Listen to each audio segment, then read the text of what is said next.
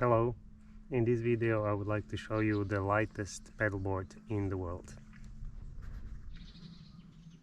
The paddleboard is manufactured by the company called Airboard and the model is the Strider. The paddleboard has been borrowed to me by a value-added reseller called SmartSup. The net weight of the paddleboard without any accessories, without any straps or whatever, is just 5.9 kilograms. The critics of a single-layered paddleboard have multiple objections. The first one being that the single-layer paddleboard is flexing more. If you stand in the middle, it moves like a trampoline and it does not hold shape. That's not the case with the Airboard Strider by SmartSup. In the deflection test, which is a standardized test which measures how much actually the paddleboard bends, this paddleboard performed as the best in the category of single layer paddleboards, but also almost as good as a very good double layer paddleboard. It came really close, and from a user point of view, I have to say it's perfect. It is really not flexing too much, not more than any other paddleboard, and I cannot say that the shape is changing in any way. To me, the stiffness of this single layer paddleboard is great. The second objection against the single layer paddleboards is that they may release some of the air pressure, that they are not perfectly airtight. I tested this paddleboard on a multi-day trip and also before the trip, and I can say that it is not losing any of the pressure. It is holding all of the air at just the right pressure all the time, so there is no air leak at all, even though it is a single layer paddleboard. But of course the biggest concern with the single layer paddleboard would be that it is not so durable, that if you hit against a rock, or maybe if you hit against a protruding branch of a tree in the water, that you may damage it, that you may make a hole and it will deflate. And this is unfortunately something that I cannot judge because I was I don't have the opportunity to take two paddleboards, a single layer paddleboard, a double layer paddleboard, and try to damage them against maybe sharp rocks, and to actually measure in some balanced way which one holds longer, which one gets damaged the first. This is what I didn't do, and I cannot comment on it. So it may be the case that this paddleboard, the Airboard Strider by SmartSup, is lightweight, but maybe if you paddle on rivers with shallow water with lots of rocks, maybe it gets damaged sooner. This is something I cannot comment on now. Another way how to make the paddleboard lighter is, besides the construction, the single layer construction, is also the size. The overall size of this paddleboard is the volume is just below 300 liters, which is, you know, a typical touring paddleboard is above 350 liters, and this one is just below 300 liters. So the body is actually smaller. It is 11.2 inch long, which is 340 centimeters. It is shorter, and that's also one area where you save weight. The question is if it is good or bad for paddleboarding. Actually, I think it's bad if you want to go on a longer trip, on a multi-day trip on a river, let's say, or on lakes. This is not beneficial. But this is also a way how to decrease the total weight. Another weight saving comes from the EVA foam, which is on top of the paddleboard. That's this material which is there in order to make it less slippery. They used less of the EVA foam on this paddleboard. There are two reasons, not just the weight saving, but also the way it is being folded when not used. The horizontal lines are the lines where you fold the paddleboard. This paddleboard has a very small size when packed. You can fold it from here first and then in the middle, which means that in the end it is smaller, and this is also a way how to save weight in this case. But obviously you have many edges here, and the likelihood increases that the glue will not hold. I can show you one example that, you know, this here, I only used the paddleboard for 4 days and the EVA foam is not holding. This is the only spot, by the way. Maybe this is just a maybe this just does not happen often, but I think with so many separate parts of the EVA foam, the risk will increase. And of course the question is how slippery it gets. It is not dramatic because you are standing with your feet always on some foam, but it is definitely more slippery compared to paddleboards which are fully covered with the EVA foam. After a week of usage, besides the first glitch here, which is getting bigger by the way every day, there is already a second one in the process. On the back side, unfortunately, there are no D-rings or any other attachment parts for other stripes which would hold another baggage. If you have, you know, lots of baggage in the front and in the back, there is no way how to attach it here. The D-ring in the back is supposed to be holding the leash, or maybe you want to attach the leash here, but you would need to have something to help with attaching the baggage in the back, and there is nothing, so I was forced to use this additional stripe in order to attach my baggage, which is unfortunate, of course, because it has to run all across the paddleboard, also from the bottom. The so-called D-rings on the paddleboard, which I use to attach ropes or accessory, are made of plastic, which is okay in my opinion. I've seen that on other paddleboards as well, but I'm slightly critical about the design of the D-ring. First of all, it has a very small opening, and it is not easy to work with the carabiners to attach anything to that small hole here in the middle. It is uncomfortable. It is blocking the carabiner. And second, which is more important, or really not well designed in my opinion, the D-rings are attached to the very edge of the paddleboard, and when you are paddling you can hit against it with the pedal, or if you sit and go on a paddleboard like on a kayak, you would actually hit with your hand against the D-rings. The placement is really unfortunate. The D-rings should be moved more into the middle, so that you are not hitting against them with the pedal or with your hand.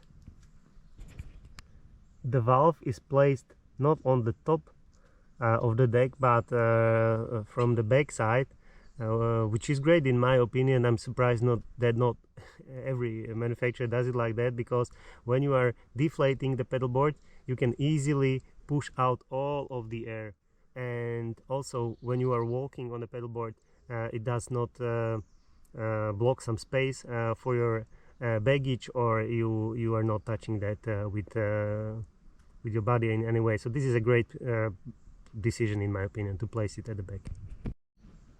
This paddleboard does not have a handle in the middle like all other paddleboards have. You know, they have a carrying handle in the middle. They didn't put it there because you know, I like the decision. I'm also thinking that I would cut away all the carrying handles I have on my other paddleboards, because you always hit it with your feet when you walk. If you have a small chair, it is obstructing the space. It is when you sit, you know, you sit on it, that's not comfortable. So this is I think a good approach to completely remove it. The idea being that you have the D-rings on the sides, and you have a shoulder strap which you can either put on your shoulder, or you can also hold it from the other side, and the length of the paddleboard goes exactly into the middle of the paddleboard. In the front part of the paddleboard you have 4 D-rings to attach the straps which are supposed to hold your baggage. Again, this is different from the classic design on all other paddleboards. You have the elastic stripes, the bungees, the elastic bungees. In this case not. I think again this is a great approach, because those elastic bungees don't work well, in my opinion, if you are power user. If you go paddleboarding on rivers, if you fall in the rapids, if you happen to turn around your paddleboard, if you have a lot of baggage for multiple days, then the elastic bungee straps don't work well. They are not stiff enough, and in this case this is not flexible. Yes, this is a proper carrying stripe with some added elasticity, but basically it is stiff, and this is, I think, a better design than the classic bungee. You have 2 options how to mount the baggage. If you have a small baggage, you can use 2 stripes going across, or if the bag gets big, then you have to attach it just in the vertical way, which works okay. I would like to briefly mention that this strap has 3 functions. First of all, it is a shoulder strap for carrying the paddleboard, or when turned around it is used as a handle on the paddleboard. Second, it is a leash, you know, this goes around the ankle. And third, it is used when you pack the paddleboard. I have some complaints about it. First of all, when you have it on the paddleboard, it is obstructing the pedal. Either this ankle part or the buckle in the middle, it is all loose. It is open up, and it just goes into the pedal, and that's one problem. Second problem is that in order to attach the stripe to the plastic D-rings on the paddleboard, they use this 100 years old type of a plastic carabiner, which is very difficult to use by itself. It's a real nightmare, and if you combine it with a small opening of the D-ring on the airboard, that's a real pain. So I'm wondering why they did not use a proper carabiner and they used this, you know, horrible thing instead. The manufacturer Airboard does not exactly specify which category this paddleboard is supposed to fit in, if it is a rather all-round paddleboard or a touring paddleboard.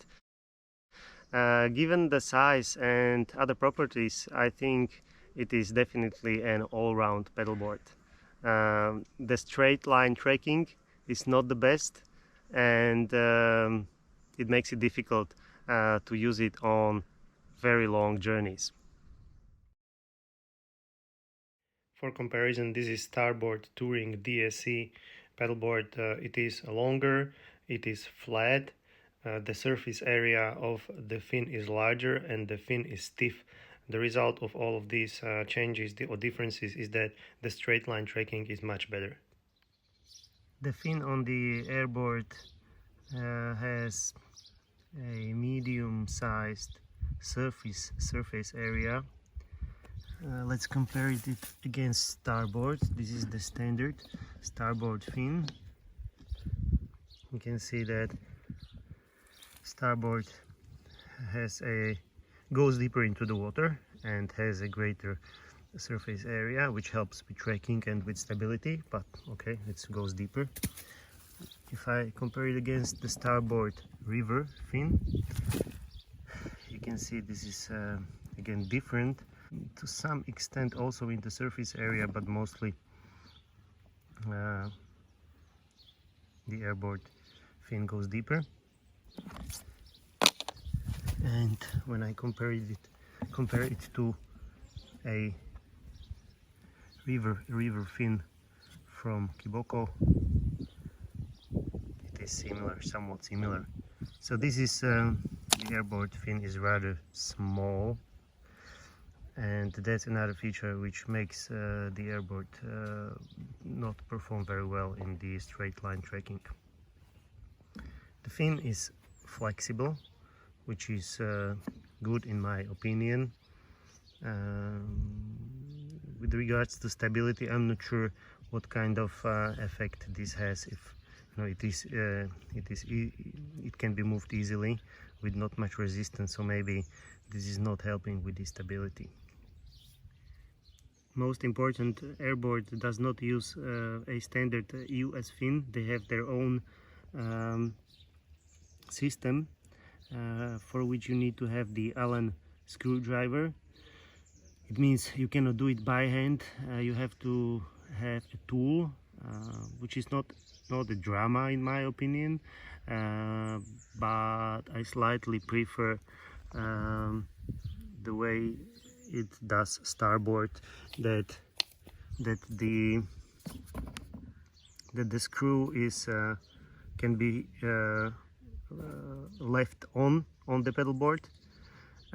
It has the other side installed in a fixed way on the paddleboard, meaning that it is simpler than a classic US fin, but similar. You don't have to have a tool. You can even do it underwater.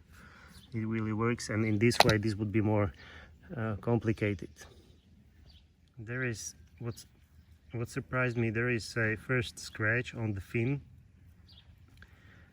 This is after a week of using, and we were only going on lakes. There were absolutely no rocks at all, also no fallen trees or just very few small branches, nothing dramatic.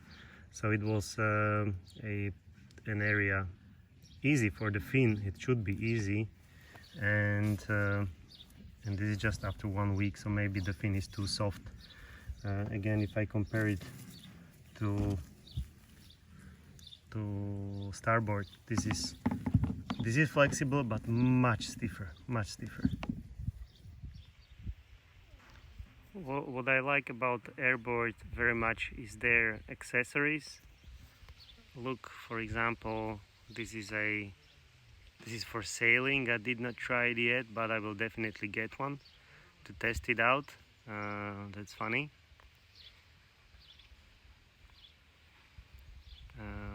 We tested this pedal, the carbon pedal, made of made of 4 pieces. It is not shaky, it is very solid, a little bit too short for my taste, but I prefer oversized pedal, so this is nothing of a concern. I was, before using, I was a bit skeptical if it is stiff enough. When it is made of 4 parts, it is stiff. It is really good, so I like it. Then this is this magic small pump. I think regardless of the pedal boards from Airboard, if you like them or not, this small pump, this is something I was looking for for years to find a smaller pump, because on a multi-day trip you always have a problem that the pump is too big and you cannot store it easily. In this case, this pump is so short that you can put it in a vertical position across the paddleboard, and it fits. It is great. Of course, you need to lean down if you want to pump up the paddleboard, but how many times do you need to do that? That's definitely worth the purchase. So I think they should be selling in millions this pump. It's really well designed, but maybe it can get even better. You can have this waterproof bag which has a valve on the bottom and a small short hose, and you can use the bag to pump up the paddleboard on the low pressure. I tried it. It really works well. It goes fast. And then for the high pressure, you would use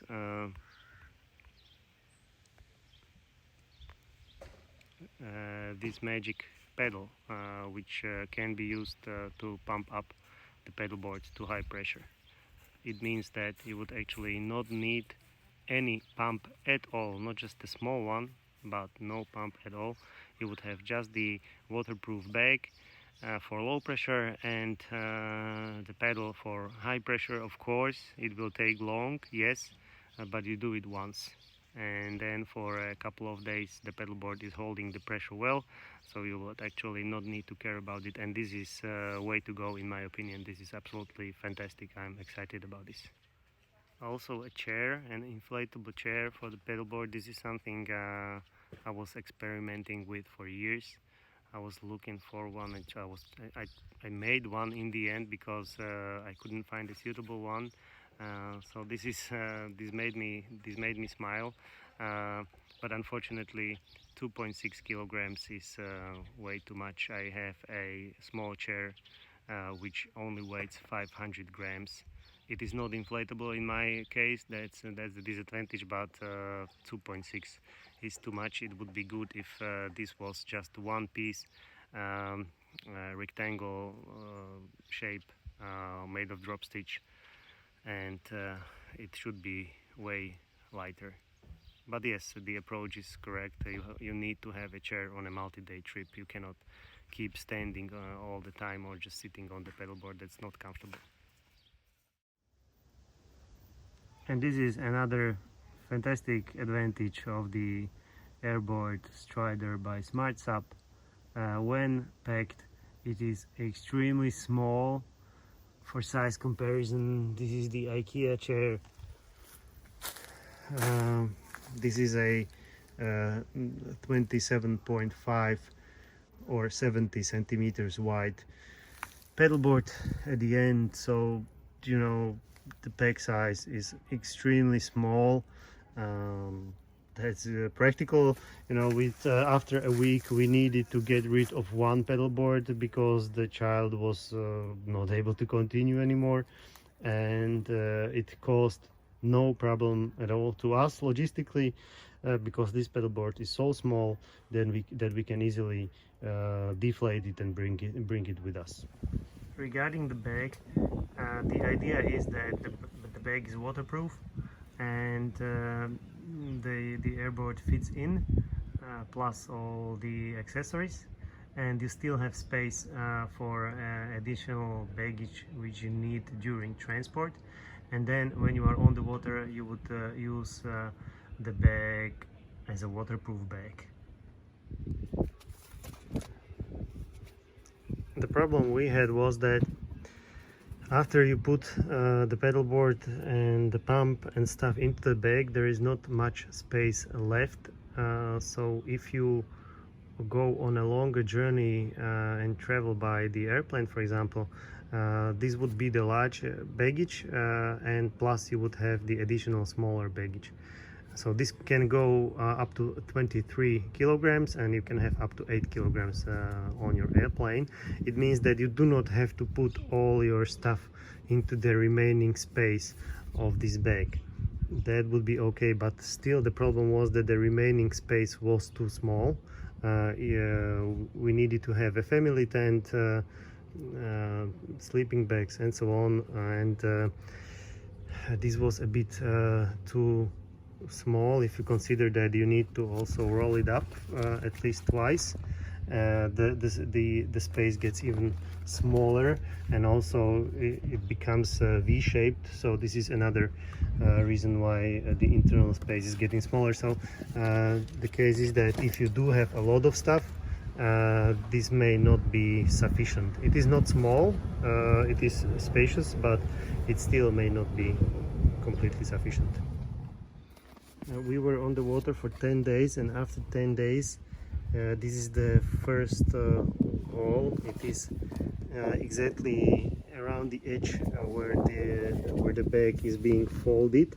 You can see, you can see that maybe the movement when folding is not helping the material. And a few days later we had another hole in somewhere close to the edge again. Sorry.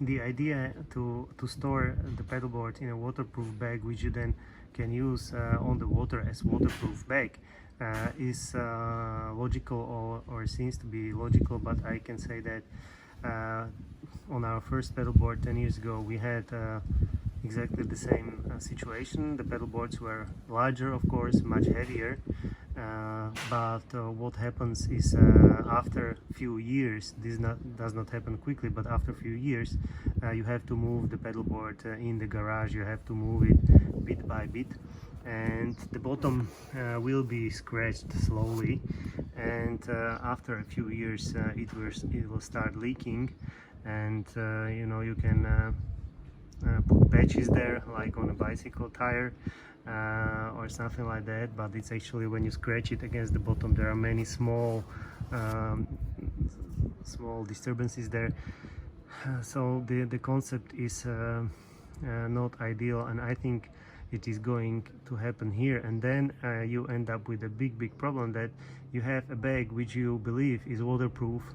You put your stuff into it like sleeping bag and so on, and then you realize it's actually not completely waterproof. That's a really bad situation. So I think the concept of storing the paddleboard in a bag which tries to be waterproof is not the best. This is how the carrying straps are attached to the backpack. These are the same straps which are used to attach baggage on the paddleboard in the front part of the paddleboard. If you have a look on older reviews or of SmartSup or of Airboard, you will see that the bag originally had these stripes attached here in this area, but when you read into reviews on on comments of those reviews on YouTube, you will find out that customers were complaining that it is not holding well there. So Airboard adapted to the challenge in a way that they moved the straps from here to here, and you can guess that it is a real nightmare to carry it on your shoulders. This is the worst backpack carrying idea I have ever seen. You cannot, you know, imagine this is full of other stuff, so you have no space to put it around or whatever, and is straining you so much that, you know, yes, Airboard is lightweight, but still you have other stuff there. It does have some weight in the end, and this is absolutely not comfortable. Just to put a perspective on the backpack, this is a much smaller, just 30 liters backpack from Inuit, but I want to show you the construction. This stripe, which is also used to attach the backpack on the paddleboard, cool feature. No bungee straps, elastic, just fixed attachment. And so this runs across, and the shoulder straps again run across, so this has to be really solid. I think over the years it will last. So it is doable, of course, if you attach it in this way. It's not glued, and then you have to have a double layer backpack, so this external layer is not waterproof, and then in order to add waterproofness you add another layer from the inside, but still the backpack is lightweight, so I think it's doable. These are the three options how to carry the paddleboard and the equipment when packed. From the left side, a classic transport bag with wheels from the bottom, with hard plastic bottom part. This is a very bad option. The total weight of this bag is above 3 kilograms, and it cannot be stored easily. It is not waterproof. Definitely not a good option. Consider that we are trying to make the paddleboard lighter and lighter, and you know, we're chasing hundreds of grams of weight reduction, and then we put on top of it a bag which is bulky and weighs more than 3 kilograms. That's definitely not suitable for a multi-day trip. The second option is to transport the paddleboard and other stuff in a waterproof bag. As mentioned before, the waterproof bag is not as much waterproof a few years later, so for that reason I don't think it is a good option. And the last and the best option is to have a huge bag which is very lightweight. It only weighs 1.7 kilograms, which is an okay weight also for hiking even, but of course this is bigger, and you can when you are on the paddleboard you can fold it up into a very small roll. So this is the winning option in my opinion. A huge bag a huge bag which does not try to be waterproof, and it is lightweight. It does not have any wheels, it does not have any plastic bottom, it is small when compressed. The waterproof part, a much smaller bag. This one is Hiko Trek, for example, with lots of attachment parts, by using which you can attach it in a fixed way to the paddleboard. So if you turn around the paddleboard, there will be no bungees stretching when you try to put it back out of the water. Another good option is the Itiwit backpack shown earlier. Besides the durability, which I cannot assess unfortunately, my biggest the problem I had with the Strider was the straight line tracking. That was not good, and I had a look at other paddleboards from Airboard, and I think the one which gets closest to my expectations is this one, Airboard Strider Ultralight Rocket Performance. It is longer, 2.6 inch, that's 380 centimeters. It means longer. Yes, you have more space for cargo, more space for yourself. That's one thing, but also the line which is submerged into water is longer, and that helps with straight line tracking. And you can also see that the paddleboard, this paddleboard is flat. The nose, the rocker, is not lifted. It means that the area which is submerged into water is even longer compared to the Strider version which I tested. These two features together mean that the straight line tracking will be much better with this model. And also the fact that the nose is not lifted helps with how many centimeters of the paddleboard are submerged into water. If the water is shallow in the river, every centimeter counts.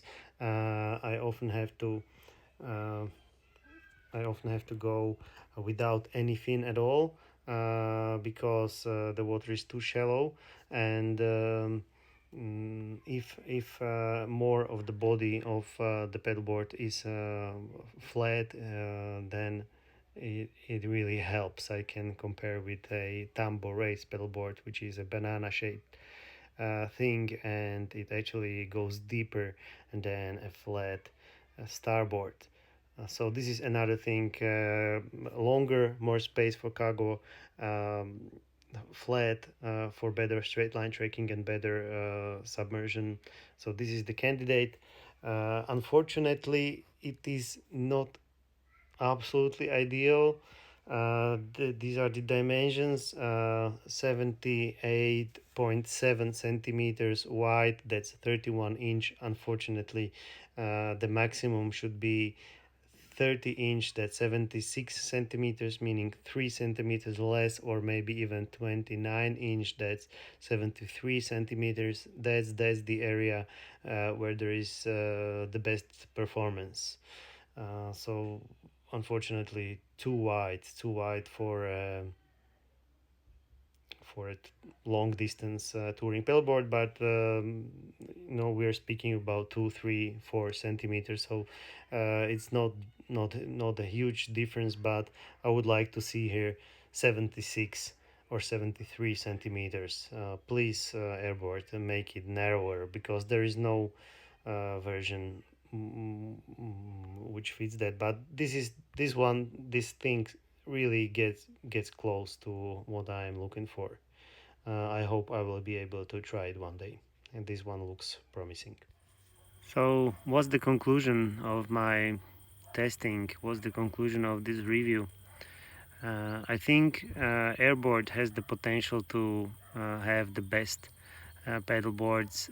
They have the courage to execute revolutionary innovations, not just fine-tuning, but really big changes to the design, to handles, to accessories, and this is a single layer pedalboard, which is the stiffest of single layer pedalboards and almost as stiff as double layer pedalboards, and so on and so on. So this is a massive potential, and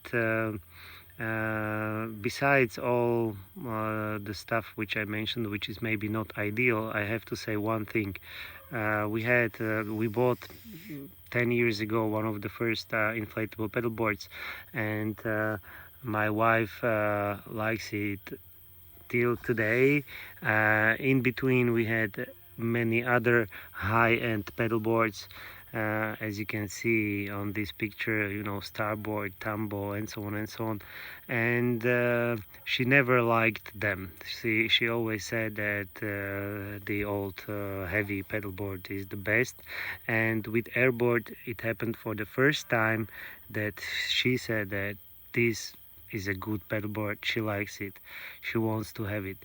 So the advantage is the agility, the weight, how it packs up the accessories and so on. Airboard is great, and after 10 years the first paddleboard which my wife likes. So that's, I think, a positive, a very good conclusion. Thanks a lot. Bye bye.